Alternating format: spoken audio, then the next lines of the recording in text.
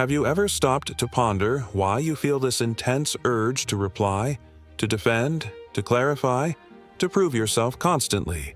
We live in an era where noise has become the norm. Everyone talks, everyone yells, everyone wants to be heard. But absolutely no one wants to listen. Even worse, no one can endure silence because silence is unsettling. It exposes, it reveals, it offers no escape. Now, consider this. How often have you acted impulsively? How many times have you regretted talking too much? How frequently has your need to take a stand left you in a vulnerable position? This is not mere coincidence. This is conditioning. You were taught that speaking is strength, that silence means agreement, that if you don't react, you are being weak. They deceived you. One of history's most formidable thinkers saw this differently. For him, true power is not in speaking. It is in restraint. It is in self-control, in silence filled with purpose. Because silence, when used wisely, is a tool and one of the most potent. He believed that the drive to power, this vital force that propels humans, does not show in those who shout the loudest, but in those who remain steady amid chaos. While everyone drowns in words, the true master observes, waits, calculates, and, when they choose to speak, the world listens. This video is not just about nature, it is about you, about what you have been avoiding within yourself, about the fear you feel when staying quiet with your own thoughts, about how your need to speak, to be validated, may be keeping you weak, dependent, and easily influenced. It's a tough discussion, direct, but necessary. So, before we proceed, I challenge you. Stay with me until the end without interrupting this quiet that begins to form within you. Because what you are going to hear today may not be something you are ready to accept, but it is exactly what you need. Nietzsche was not just any philosopher. He did not write to please or to be easily understood. He wrote as one throws knives, not to kill, but to awaken. And one of his most powerful yet often misunderstood ideas is the will to power. Many people think this will pertains to dominance, over others, imposition, and external control. But Nietzsche was talking about something much deeper: mastery over oneself. True strength, according to him, is the kind that allows you not to react. Yes, that's right, not to react. The modern world links power with quick action, immediate response, and constant readiness. But Nietzsche knew that this is merely a sign of a mind enslaved by impulses, by the need to prove one's worth in the eyes of others. The true Übermensch, the overman, is the one who has transcended this compulsion. He does not react automatically because he is no longer a hostage to his own vanity. He does not need to explain himself or defend himself because he is already enough. Reacting most of the time is surrendering. It is showing that the other has access to your emotions, that they can unbalance you, that they can elicit an immediate response from you. And Nietzsche teaches us that by yielding to reaction, you reveal your weaknesses, your wounds, your insecurities. Silence, on the other hand, is a shield, but not a passive one. A shield of presence, of firmness, of a mind that knows that true control is internal. Do you want to have power? Then learn to contain. Learn to observe chaos without being dragged by it. Because while others waste energy trying to win battles that need not exist, you strengthen yourself in stillness. And it is in this space of containment, where impulse is mastered, that true power is born. But this raises an uncomfortable question. Why do we have such difficulty remaining silent? Why does noise seduce us even when it destroys us? In the next part, we will delve into the psychological roots of silence and what exactly noise is trying to hide. If this content resonates with you, click the subscribe button and subscribe to the channel. Thank you for your support. Have you ever noticed how silence bothers people? How in a conversation, a simple, longer pause creates discomfort? How the sound of nothing becomes unbearable when we are alone with our own thoughts? This is not by chance. Silence has a brutal psychological power. It reveals, and humans, deep down, are terrified of what can be revealed when everything around them falls silent. In the absence of noise, there is no distraction. Without distraction, what you hide from yourself begins to emerge. Your insecurities, your fears, your guilt, your frustrations, everything that daily noise helps to push under the rug. Talking too much, being constantly busy, reacting all the time are forms of anesthesia, and you don't even realize it. Modern psychology explains that our minds have been shaped to flee from emotional discomfort. We react, we talk, we fill every space with words, music, notifications, anything that keeps us away from the abyss of inner silence.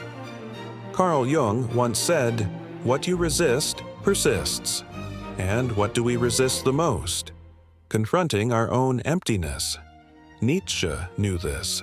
He understood that modern humanity is sick, not from an excess of pain, but from an excess of distraction, from being lost in empty discourse, in cheap opinions, in ego battles that serve only to feed a superficial identity.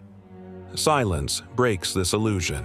It forces you to face who you really are without the veneer of words. That's why true silence, the kind that comes from awareness, is so powerful. It demands courage. Being silent is not passivity.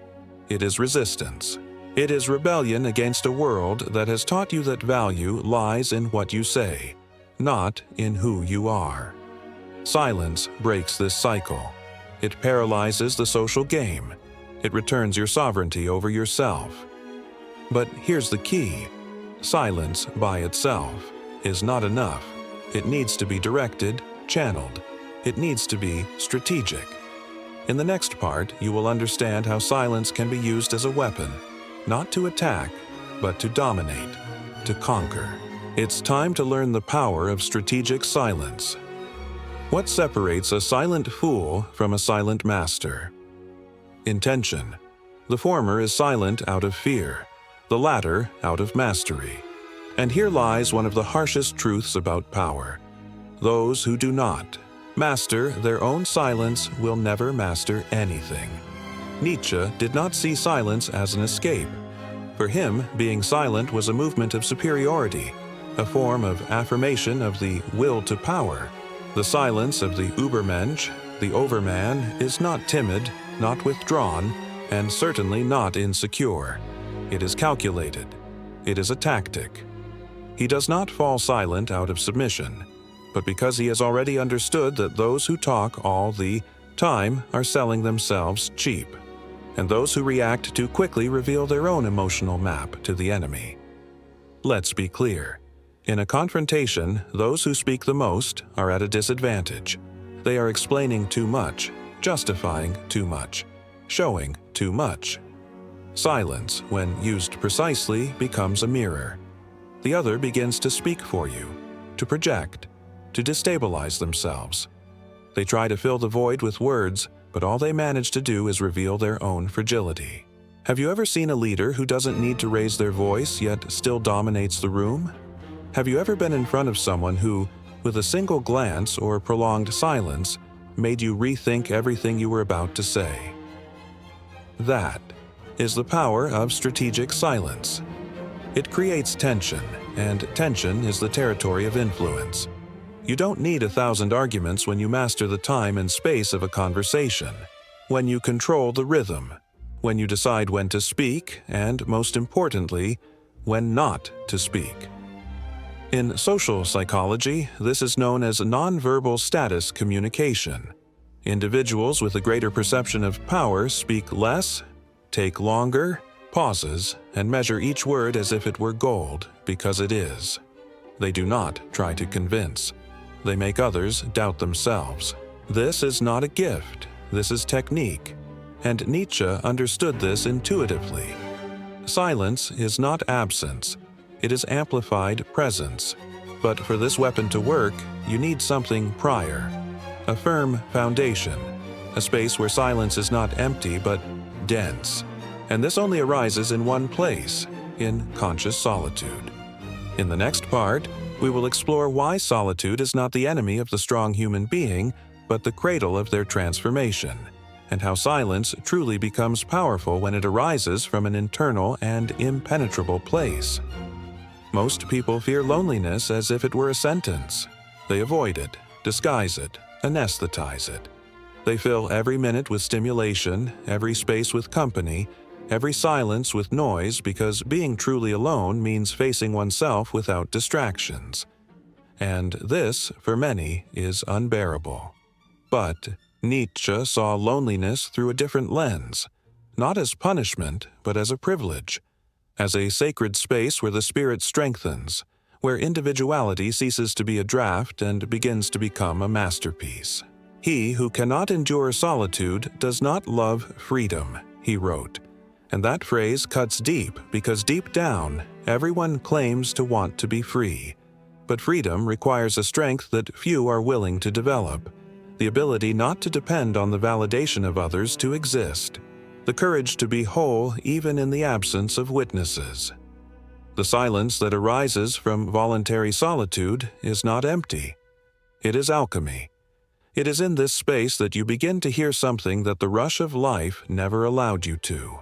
Your own voice, your true needs, your unresolved anxieties, your deepest desires, everything that routine has stifled, everything that society has stifled, everything that you yourself have avoided. Loneliness is the laboratory where the true self begins to emerge, stripped of masks, disconnected from external expectations. Nietzsche believed that the superior spirit is recognized by its ability to endure isolation. Because in isolation, it does not break. It reveals itself. It does not weaken. It reconstructs itself.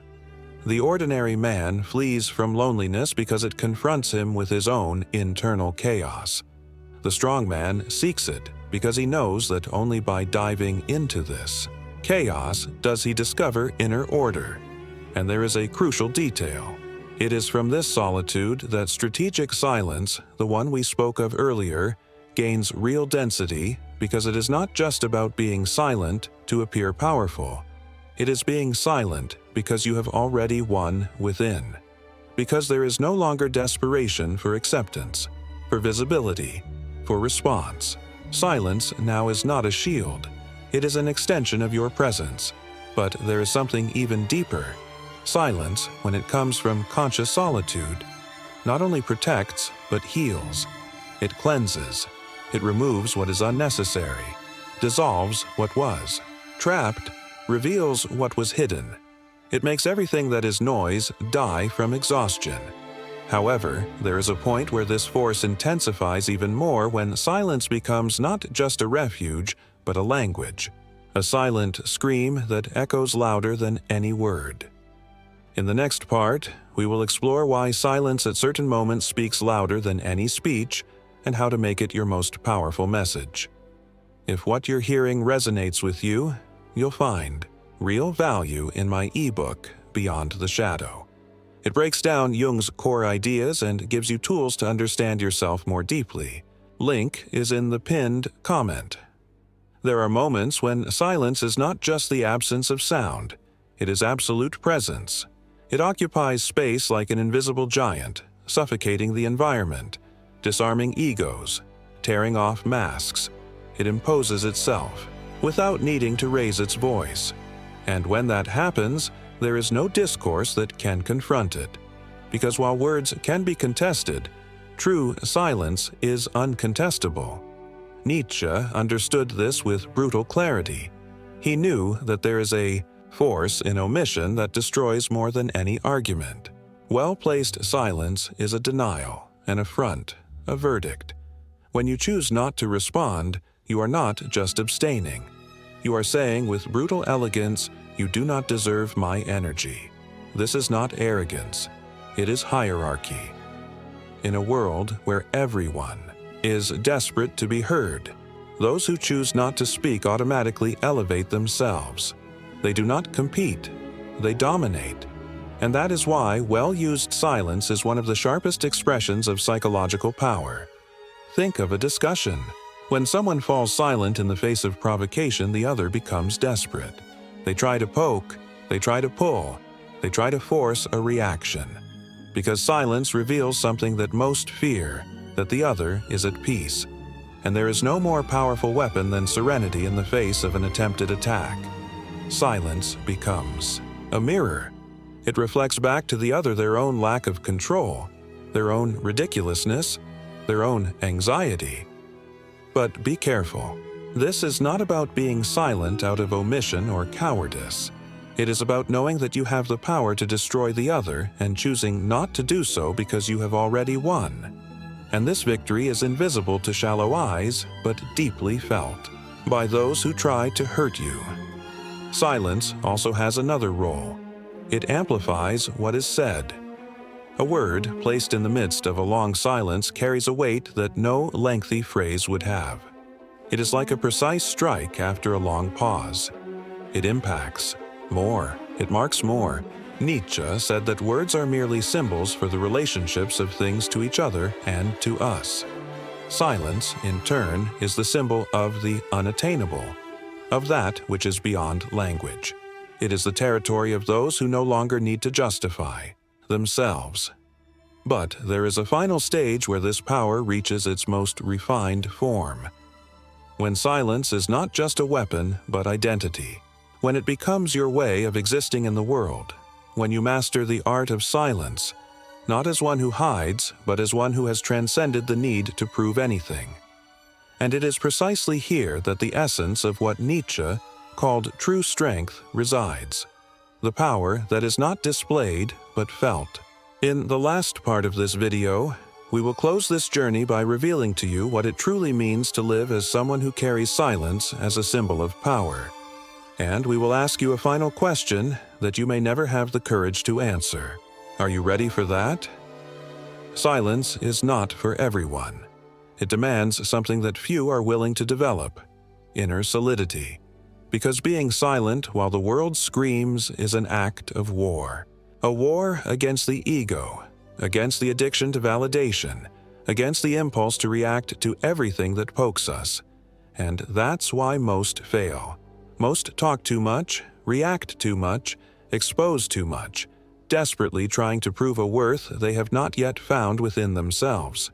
Nietzsche knew those who need to explain all the time have already lost. Those who need to defend themselves against everything are still not at peace with anything. True power is silent because it already is. It does not seek approval. It does not rush. It does not need to convince. And when you reach that point when silence ceases to be an effort and becomes your natural state, something changes. People listen to you differently. They look at you differently. They feel your presence without you saying a single word. This is not mysticism. It is psychology. It is energy. It is mastery. But don't be fooled. This path is lonely. It requires you to swim against the current of urgency, haste, and collective hysteria.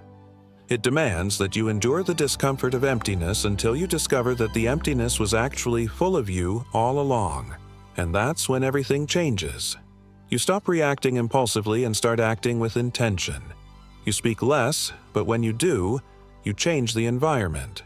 You stop chasing being heard because you understand that those who have something truly to say do not need to chase an audience.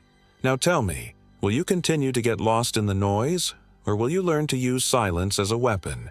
Will you keep giving your power to anyone who provokes you, or will you regain control of your own mind? If this video challenged you, if it made you confront something within yourself, I want you to comment down below. I choose silence. Just that. Those who understand will know.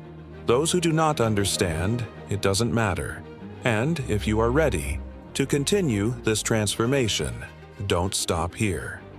The next video is also important, much more than you imagine, because your evolution does not wait, and the world needs your strength in silence.